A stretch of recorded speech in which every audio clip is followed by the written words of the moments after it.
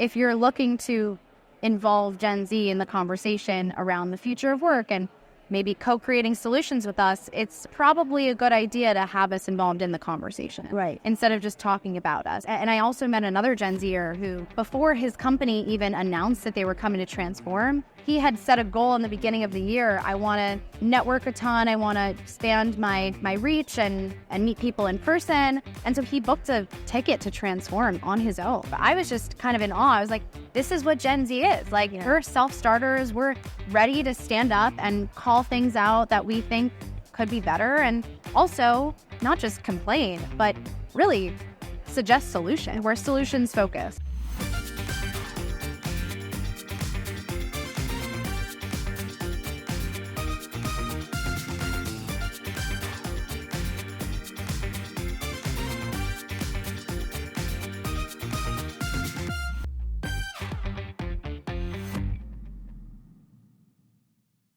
Following our conversations I had with some wonderful people at the Transform 2024 conference who shared their Gen Z voices with me and their experiences so far, I hope that you enjoy these conversations and learn as much as I have.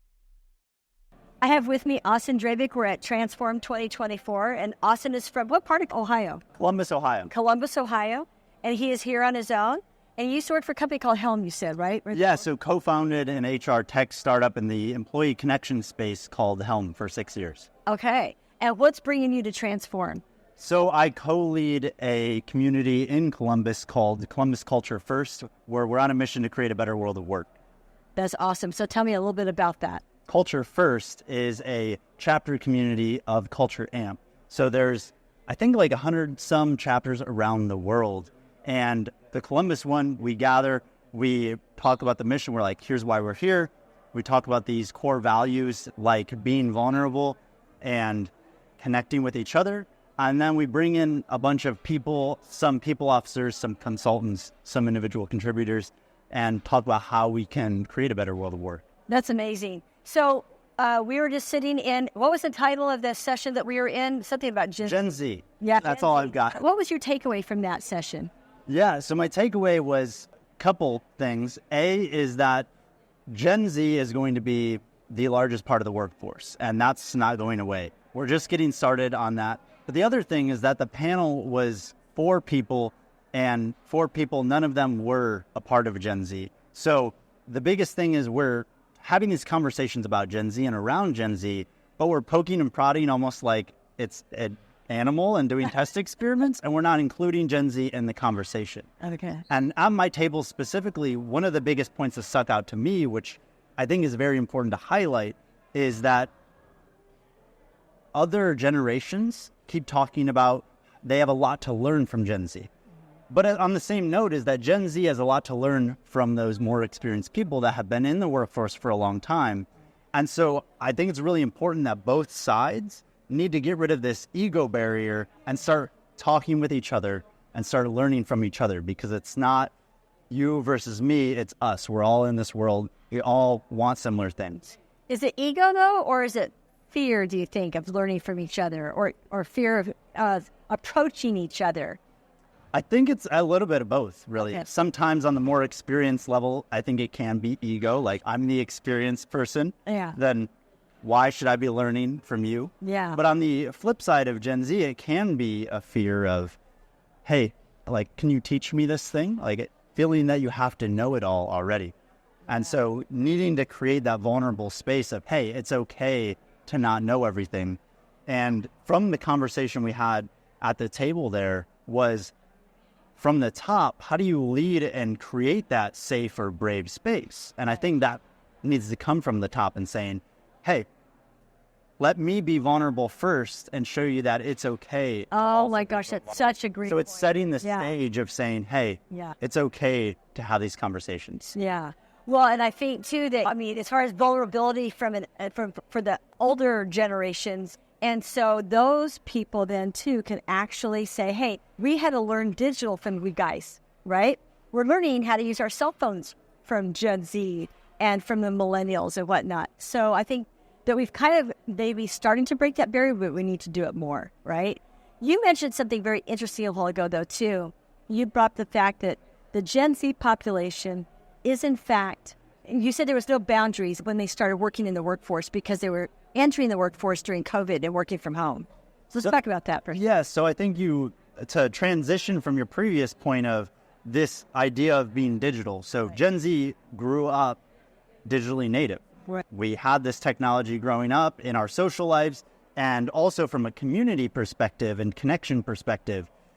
One of the things that other generations sometimes think about that I hear is, how are you going to connect virtually? How are you going to create a sense of community at work virtually? It's like, well, I grew up in sometimes feeling more connected and feeling that I belonged more with a virtual community than I did with people that I was actually growing up with. Sure. And so that gives me the sense of conviction that I can connect virtually. Sure. And so when Gen Z enters the workforce, they already have this background of, hey, virtual is possible. Right. So that's one component of the equation. The other component that I was talking to you about is when Gen Z first graduated college was in 2020. That's when Gen Z enters the workforce. And so they entered the workforce during the pandemic. So you have 2-3 years where they just entered the workforce in a pandemic. So they've only ever known working from home. Right. And that's a completely different environment because most companies weren't designed with that in mind. So they started doing virtual stuff by default, and they're like, took what they had before and just started doing it virtually the same exact way. Sure. And sometimes that didn't work.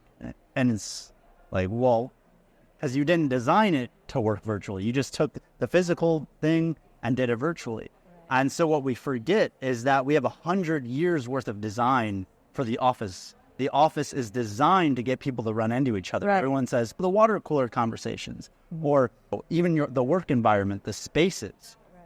That was designed for 100 years. So when some of these virtual experiences don't work right away, it's only been a couple of years. Right. And they haven't been perfectly designed for them to work right away. Right, exactly. Okay, so going back to when Gen Z first got here, and now we're starting to see them come out of the woodwork a little bit more, you know. About 4 years in. Yeah, about 4 years in. So here at this Transform conference, how many people do you think, on average, a percentage of the attendees here are Gen Zers? For what you've seen so far. So in the last panel that we were in, right, 4 people for the panel, there was a lot of tables. Right. The tables were packed. It was packed. There was 2 rows of people in the back of the room on the floor, 2 rows of people sitting on the floor on the sides of the room. Right. When someone asked, raise your hand if you're Gen Z, I saw 5 hands up. Wow. And there was probably 200 or so people there. So I would say it's probably close to 10%, maybe less. Maybe less. Here. Wow. And there's like 3,500 people here. Wow. And we're talking about transforming the world of work. Yeah. And the future of work is Gen Z because that's just a numbers game, right? And so we really need to kind of balance that equation out and start working together. It's not, hey, let's give you the power. It's, hey, let's both talk about this and how we can solve these problems. What would you suggest to transform to bring more Gen Z people to the conference next year? So I would say that there's a lot of Gen Z content creators out there and a lot of Gen Z folks doing consulting work and even in positions that are in the people ops space. And so whether they have startup experience, which is generally how these things start happening, because when you're at a startup or when you create a startup, you accelerate your learning by a ton because you have to talk to a ton of people. And so a lot of Gen Z people are coming from that background. Start including them in the conversations. Start including them in the panel. You don't need to have every panel having a Gen Z person. You don't need to have a Gen Z panel and everyone's Gen Z. Sure. I think it's really about bridging the gap and bridging collaboration. Sure. Just starting to include them in the conversation. Yeah. Make sure they're here. And make sure they're here, and they're signing up. Make sure they're registered. And that's another thing. The conference is not the cheapest thing in the world, right? And so when you start thinking Gen Z, you're thinking about people who just graduated college, who probably have a ton of debt, and so the only way they would be here is if a company sponsors them to be here. You know, where companies can maybe pay into some scholarships for some people to attend as well. And they could write why do they want to attend? What are they looking to get out of this? How do they envision a better world of work? And then you hand out a scholarship and some sponsoring them. Sure. And that's the difference between, even in a company, sponsorship and mentorship. Sure. When you mentor someone, you're like, hey, you should do this, this, that. When you sponsor someone, you're saying, hey, I'm putting my name on the line for you. Yeah, exactly. And I think we can take some of those principles for here as well. I think so, too. Well, I appreciate this, Austin, a lot. I mean, I appreciate meeting you. Thank you so much. Yes. Yeah, I'll be bumping into you throughout the conference. Will do. Wonderful. Okay. Thank you so much. Right now, I have with me Grant Larson from TCW Global. I'm glad that your company name is written on your lanyard. Yeah. And Grant and I just spent the last, I don't know, how long was it? About an hour and a half? Yeah, about an hour and a half. Meeting. It was on Gen Zs, right? I have never been to an HR conference before. So this is my very first ever conference that I'm attending for the human resources profession per se. So I thought that this would just be a great start to go ahead and get my feet wet and go ahead and try to attend different seminars and different trainings, if you will, just to really learn about my own professional development, but also the future of the workforce in HR, as well as the future of Generation Z, as one day we will be taking over the workforce. Yeah, exactly. Now, what is your position with TCW Global? I'm a global account manager, so I work directly with the different client companies that we do support. I onboard, offboard their workers. I manage their full worker life cycle from the starting point to that ending point. We do have workers worldwide. I currently have about 320 domestic workers around the United States, and then I have around 70 international workers. Wow. And now, where are you guys headquartered? In San Diego, California. But San Diego. Yeah, do you live in San Diego? Yes. Wow. All on site in San Diego, California. We do have a couple remote folks around the U.S., and then we also do have an office in Budapest as well. Oh, wow. That's amazing. Very good. I love it. How long have you been in the industry for? I've been in the industry 35 years. Oh, wow. Yeah. So we could both learn from each other. Yes. So, yeah. That was one of the things that came up in that session, in fact, right? Yes, definitely. Because during that Gen Z, while they were having the discussions across the board, there was no people from Gen Z on that discussion board. And so I feel in order to really be able to work with Gen Z, they also need someone there to be able to speak to Gen Z and how they feel in the workplace. I feel like that, unfortunately, that session did lack that. And then I also felt that they kept referring to Gen Z as they and them, as we are outsiders looking in. But in order to really move past that, we need to look at it as we and I. Yeah, definitely. I love that perspective. Mm-hmm. Definitely. And I know there was a couple of other people who were in there. Yes. Yeah, who spoke up about it. Yeah. So I think that's a great perspective, especially for next year. Uh-huh. Like you said, more and more Gen Zers going to be coming into the workforce. I think out there, by 2030, 30% of the workforce should be Gen Z. And then by 2040, I believe it's closer to 50%. And what do you think Transform needs to do to bring more of the Gen Z generation into these conferences? I'd have to say really just try to network out into the Gen Z market. I feel that the only way I found this was by doing some LinkedIn searches, different HR conferences around the United States. So this was a little bit more in my budget and stuff. And just honestly, really... maybe honestly even lowering the prices a little bit so that Gen Z can go ahead and attend these conferences because the prices are so high and most of us Gen Z are barely making it by as is. And so to be able to fork out that extra money for our own professional development can be a little bit hard. Wow, that's such a great point. Seriously, great point. One woman brought up an example. She said that sometimes the Gen Z people too are afraid to kind of speak out. Obviously, you're not one of them, so that's really good. And then coming to these conferences and also sharing your experience and what you think is very vital to all of us, right? So anything else that you care to share on how we can connect? You mentioned a second ago that they need to reach out to more Gen Z. How? Honestly, through social media. We're in a digital world. We've all been raised on the internet through different social media platforms. And so I think really expanding the network to those different TikToks, Instagram, Facebook, not so much within my generation, but Twitter, all of that, or X now, all of those platforms I feel like definitely could be overutilized, or they're underutilized right now, and they need to be utilized a little bit more to be able to expand that network. Wow, that's really helpful to know. Mm-hmm. Well, thank you so much. I so appreciate you coming in. Thank you so much. Thanks, Grant. I appreciate it. Okay. I have with me this morning Danielle Farage, and her company is Happy at Work. And so, Danielle, thank you so much for taking a few minutes to chat with me this morning. Of course. I'd love nothing more. So the first question I have for you is, what brought you to Transform? What did you, of all the conferences that are available for us to attend, what brought you here? Good point. So I actually applied to speak at Transform. And in my application, I wrote, I think there should be more Gen Z voices at this conference because transparently, I looked at the agenda. I have a friend, Dan Riley, who is speaking on multiple stages, and he also encouraged me to apply to speak at Transform. And he said there should be more diversity. And specifically around age, I was like, hey, I can do that. So I applied. They immediately got back to me and they were like, hey, let's have a conversation. Ended up not working out speaker-wise for this year, unfortunately, which I think it probably could have worked out. And we'll get to more of that after this. But yeah, so they offered me a ticket and to come as a partner. Say, I'm here and I'm representing Gen Z and trying to diversify the conversation. Oh my gosh, I am so glad to hear it. So now tell me something. So you were here. I heard you yesterday, and let's talk about yesterday's sessions. It was called Gen Z in the Workplace. Okay, and then it was a great opportunity for all of us to network. Yeah. And so we had a kind of a breakout session and whatnot. At this point, tell me what you think is the importance of networking at events like this. I think the importance of networking at these types of events is really to be able to diversify the types of people you're meeting, the types of people that you're engaging with every day, types of people you're learning from. Right. And personally, for me, I graduated during the pandemic at a really tricky time for people coming into the workplace. And I had to step out of my comfort zone and really put myself out there, both online and in virtual communities and in person if I ever had the chance, but it wasn't in the context of work. It was in the context of me building my professional and personal brand to what it is today. And luckily, I successfully have done that to the point of being able to be here and to actually know a lot of faces and get to meet people in person for the first time. Yeah, definitely. And you got to meet a lot of people yesterday. Yeah, I did. You did. You really did. I did. As a first-timer to this event, right?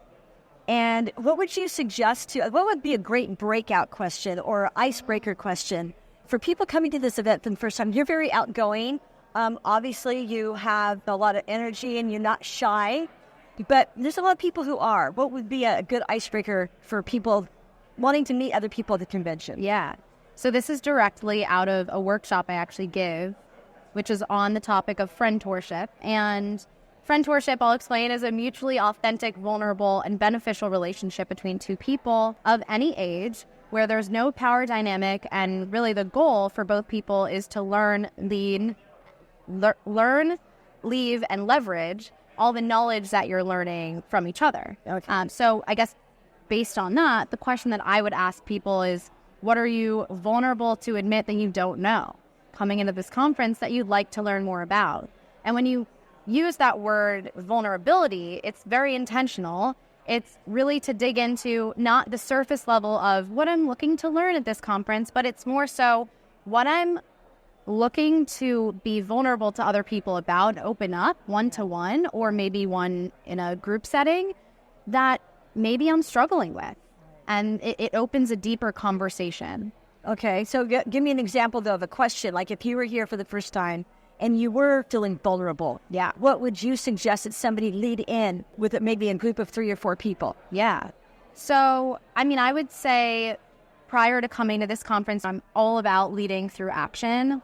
And because it's my first big HR conference, my first conference in Vegas, it's a lot of emotion and it's a lot of anxieties. And so what I did publicly on LinkedIn, you can go look at my post, is I wrote down a lot of the anxious thoughts that I was actually feeling and the self-talk that I aim to combat those thoughts with, which I'm still revisiting today and probably tomorrow as well. And so I guess to answer your question, it maybe a great question to ask is, what's something you're maybe anxious about? What's an anxiety you're maybe feeling?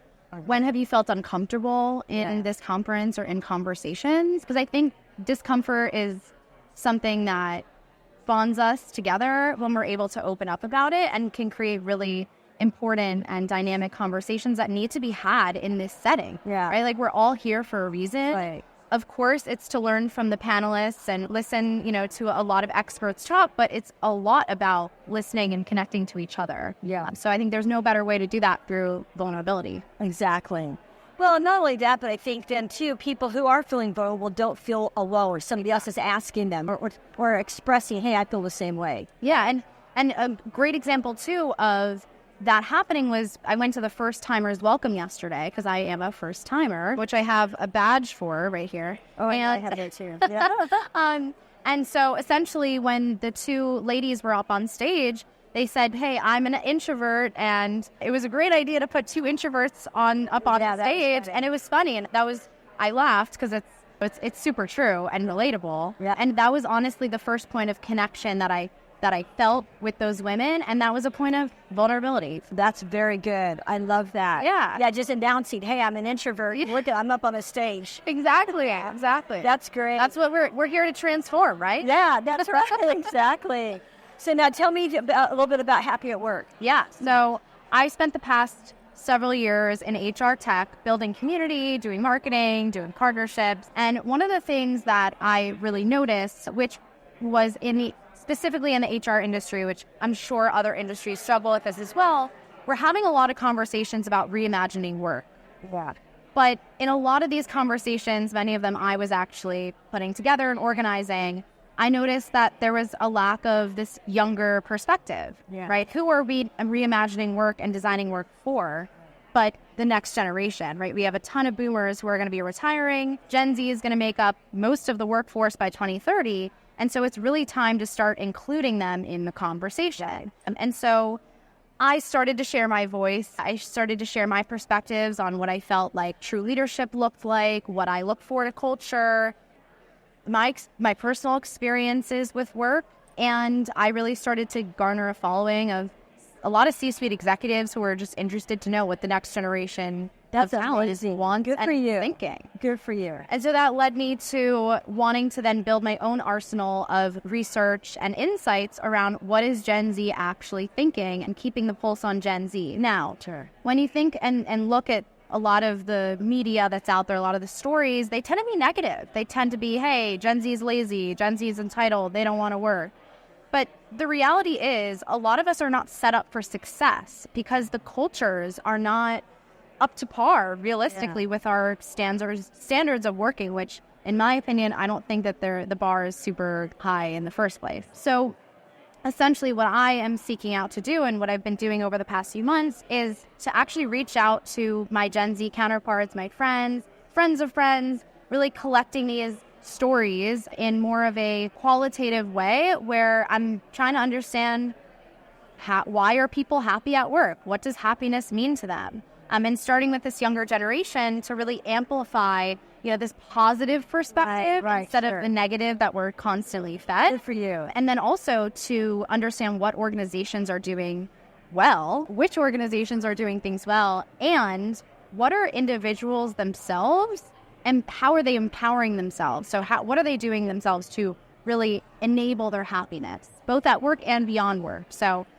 that is Happy at Work. That's amazing. Yeah. Good for you. Yeah, thank you. Well, I am really happy for you. And I am so grateful to know you. I really am. Too. Yeah. That session yesterday, it was no accident. And I thought you were very brave to get up and share with everybody in that room, your opinion about that particular session and what they might look for in a similar, I guess, session for next year. Right. And that point of view is really, if you're looking to involve Gen Z in the conversation around the future of work and maybe co-creating solutions with us, it's probably a good idea to have us involved in the conversation. Right. Instead of just talking about us. And that was really the point that I was trying to make. Even though there weren't a lot of Gen Zs in the room, I still paid my way to come here to be in that room. Right. And I also met another Gen Zer who did the same. Before his company even announced that they were coming to transform, he had set a goal in the beginning of the year. I want to network a ton. I want to expand my reach and meet people in person. And so he booked a ticket to transform on his own, which his company then reimbursed him for. But I was just kind of in awe. I was like, this is what Gen Z is. Like, we're self-starters. We're ready to stand up and call things out that we think could be better. And also not just complain, but really suggest solutions. We're solutions focused. So you're all about change management. Exactly. Exactly. I guess you could put it in the corporate speak. That is what it would be. Well, yeah, but it's good though. Yeah. It's cool. And the thing is that we everybody needs to listen. because you guys are the up-and-comers. And now I really appreciated you standing up yesterday and getting a chance to meet you. Thank you, Danielle. Thank you so much. So great to chat. Yeah, and enjoy the rest of the conference. Okay, all right.